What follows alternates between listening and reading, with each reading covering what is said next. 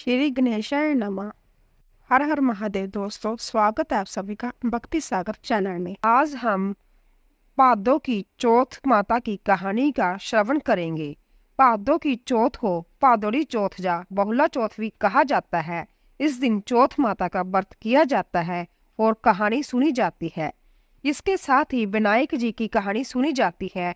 कुमारी कन्याएं सुंदर सुशील और अच्छे पति की प्राप्ति के लिए चौथ का व्रत करती है और स्त्रियां इस व्रत को अपने सुहाग और पति की लंबी आयु के लिए करती है। आज हम आपके लिए दो भादों की चौथ माता की कहानी लेकर आए हैं। आप इन दोनों में से कोई भी भादवा चौथ की कथा जो आपको पसंद आए चौथ के व्रत के लिए पढ़ सकते हैं। नंबर 1, भादवा की चौथ माता की कहानी। एक बुढ़िया माई के ग्वालिया बछालिया नाम का बेटा था। बुढ़िया माई अपने बेटे के लिए 12 महीनों की चारों चौथ करती थी। बेटा लकड़ी लेकर आता था और दोनों माँ बेटा उनको बेचकर गुजारा करते थे। बुढ़िया माई रोजाना लकड़ी में से 2 लकड़ी रख लेती और चौथ के दिन बेटे से छुपकर बेचकर सामान लाती थी और 5 पुआ बनाती थी। एक पुआ गणेश जी महाराज को, एक चौथ माता को चढ़ाती, एक ब्राह्मण को और एक अपने बेटे को खिलाती थी और एक पुआ खुद खाती थी। एक चौथ के दिन बेटा अपनी पड़ोसन के घर गया। वह पुआ बना रही थी।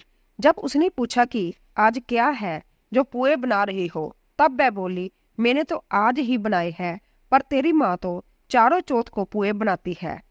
उसने जाकर माँ से पूछा, माँ तू रोज पुए बनाती है, मैं इतनी मेहनत से कमाता हूँ। बुढ़िया माई बोली, मैं तो चौथ माता का व्रत करती हूँ। वह बोला कि तू मुझे रख ले, जा तू चौथ माता को रख ले। बुढ़िया माई बोली, मैं तो तेरे लिए ही चौथ का व्रत करती हूँ, इसीलिए मैं तुझे छोड़ सकती हूँ, पर चौथ माता को नहीं। जब बेटा घर से जाने लगा तो बुढ़िया माई बोली, तू जा रहा है तो मेरे हाथ से जा आखा लेते जा, जहाँ संकट आए वहां ही पूर देना।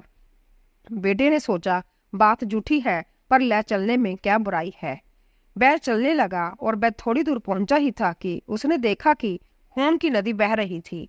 कहीं से रास्ता नहीं मिला तो आंखा पूर कर बोला कि चौथ माता अगर तू सच्ची है तो रास्ता हो जाए। ऐसा कहते ही झट से रास्ता मिल गया। आगे गया तो घनघोर अंधेरा उजाड़ फैला हुआ था। उसने मन में सोचा कि मुझे शेर बगेरे खा जाएंगे, इसीलिए वह आंखा पूर कर बोला, चौथ माता मुझे रास्ता मिल जाए। और तब जल्दी से रास्ता मिल गया। वह आगे चला गया। जाते जाते एक राजा की नगरी में पहुंचा। वहां का राजा रोजाना एक आदमी की बलि देता था। वह एक बुढ़िया माई के पास गया। वह बुढ़िया माई रोती जा रही थी और पुए बनाई जा रही थी। लड़के ने बुढ़िया माई से पूछा कि बुढ़िया माई क्यों रो रही हो? तो बुढ़िया माई ने जवाब दिया कि मेरे एक ही बेटा है जिसकी कल राजा बलि देने वाला है, मैं उसी के लिए पुए बना रही हूँ। वह बोला, बुढ़िया माई अपने बेटे की जगह मुझे पुए खिला दे, मैं उसकी जगह बलि चढ़ने चला जाऊंगा। बुढ़िया माई ने कहा कि मैं दूसरे के पुत्र को कैसे बेच सकती हूँ, लेकिन वह नहीं माना तो बुढ़िया माई ने उसको पुए खिला दिए।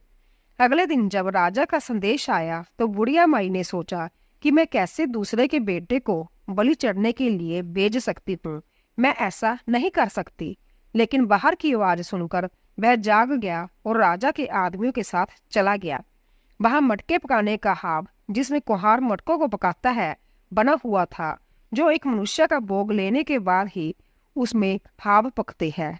उन सब ने मिलकर उसको हाव में चुन लिया। वह आँखा पूर कर हाव में बैठ गया। एक दिन में ही हाव पक गया और मिट्टी के गड़े सोने चांदी के बन गए। वहां एक जमादारनी झाड़ू लगा रही थी।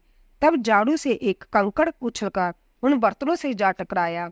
तब जमादारनी ने राजा को जाकर बताया कि आपका हाव तो पक गया है। तब राजा ने सोचा कि हाव तो 8 दिन में पकता है, आज 1 दिन में ही कैसे पक गया। जब जाकर देखा तो वहां पर मिट्टी के मटके की जगह हीरे मोती और सोने चांदी के कलश हो गए। अंदर से आवाज आई कि धीरे से उतारो, अंदर आदमी है। आवाज को सुनकर राजा के आदमी डर गए कि अंदर कौन सा भूत प्रेत आ गया। फिर वह बोला कि डरो मत, मैं तो सिर्फ एक आदमी हूँ जिसको तुमने अंदर चुना है। देखा तो अंदर हरे हरे जवारे उग रहे थे। राजा ने पूछा कि तू तो अंदर जीवित कैसे बच गया? तब उसने बताया कि मेरी माँ चौथ का व्रत करती है। जब मैं घर से निकला था तो मेरी माँ ने मुझे आंखें दिए थे। मैं उन्हीं को पूर कर बैठ गया और चौथ माता के कारण बच गया। तब राजा ने कहा कि मैं तेरे को एक घोड़े पर बिठाकर सांकल बांध देता हूँ। यदि वह सांकल खुलकर मेरे बन जाएगी तो मैं चौथ माता को सच्ची मान लूंगा। तब वह आंखें पूर कर बैठ गया और चौथ माता से कहने लगा, हे चौथ माता, अब तुम ही मेरी लाज बचाना। तब सांकल खुलकर राजा के बंध गई। राजा ने अपनी बेटी की शादी उस लड़के से कर दी और बहुत सा धन दौलत देकर विदा किया। पड़ोसन बोली कि माई तेरे बेटे बहू आ रहे हैं। जब छत पर चढ़कर देखा तो सच में बेटे बहू आ रहे थे। हे चौथ माता, जैसे आपने बुढ़िया और उसके बेटे पर कृपा बनाई वैसे सभी पर कृपा बनाना। पादों की चौथ माता की कहानी कहने वाले को, कहानी सुनने वाले को, हुंकारा पढ़ने वाले को और पूरे परिवार पर अपनी कृपा बनाना। विनायक जी की कहानी। भगवान विष्णु माता लक्ष्मी जी से विवाह के लिए जाने लगे तब सारे देवी देवताओं को बारात में जाने के लिए बुलाया गया। जब सभी देवतागण जाने लगे तो उन्होंने बोला कि गणेश जी की तो नहीं लेकर जाएंगे, क्योंकि गणेश जी बहुत ज्यादा खाते हैं और धुंध धुंधालो, सुंड सुंडालो, उखला सा पाम, छाजला सा कान, मस्तक मोटो लाजे, भीम कुमारी व मोटे मस्तक वाले हैं। इनको ले जाकर क्या करेंगे, इसलिए गणेश जी को तो यहीं पर गर्भ की रखवाली के लिए छोड़कर जाएंगे। ऐसा कहकर गणेश जी को छोड़कर सभी बारात में चले गए। वहां पर नारद जी आकर गणेश जी को कहने लगे कि हे विनायक जी, आपका तो बहुत अपमान कर दिया। आपके जाने से बारात बुरी लगती, इस कारण आपको यहीं पर छोड़कर चले गए। तब विनायक जी ने अपने वाहन मूषक को आज्ञा दी कि संपूर्ण पृथ्वी को खोदकर खोखली कर दो। आज्ञा पाकर मूषक ने खोदकर पूरी धरती को खोखला कर दिया। खोखली होने से भगवान विष्णु के रथ का पहिया धरती में धंस गया। तब हर कोई रथ के पहिए को निकालने की कोशिश करने लगा, लेकिन रथ का पहिया नहीं निकला। रथ का पहिया निकालने के लिए खाती को बुलाया गया। खाती ने वहां आकर सारा दृश्य देखा। उसके बाद रथ के पहिए को हाथ लगाकर कहा, जय गजानंद गणेश जी महाराज की जय। इतना कहते ही रथ का पहिया निकल गया। सब आश्चर्यचकित होकर सोचने लगे कि तुमने गणेश जी का नाम क्यों लिया। तो खाती ने बोला कि जब तक गजानंद गणेश जी महाराज का नाम नहीं लिया जाता तब तक कोई कार्य सिद्ध नहीं होता। जब भी गणेश जी को सच्चे मन से सिमरन करता है और याद करता है, उसके सारे बिगड़े काम बन जाते हैं। तब सबने सोचा कि हम तो गणेश जी को लेकर ही नहीं आए। सबको अपनी गलती का एहसास हुआ और एक जने को बेचकर गणेश जी को बुलाया गया और माफी मांगी गई। पहले गणेश जी का विवाह रिद्धि सिद्धि से करवाया गया और फिर विष्णु भगवान का विवाह लक्ष्मी जी से हुआ। उसके बाद सभी देवताओं में प्रसन्नता और हर्षोल्लास छा गया। हे विनायक महाराज जी, जैसा भगवान का कार्य सिद्ध किया वैसा सबका करना। विनायक जी की कहानी कहने वाले का, विनायक जी की कहानी सुनने वाले का, ओंकार भरने वाले का और सभी का कार्य सिद्ध करना।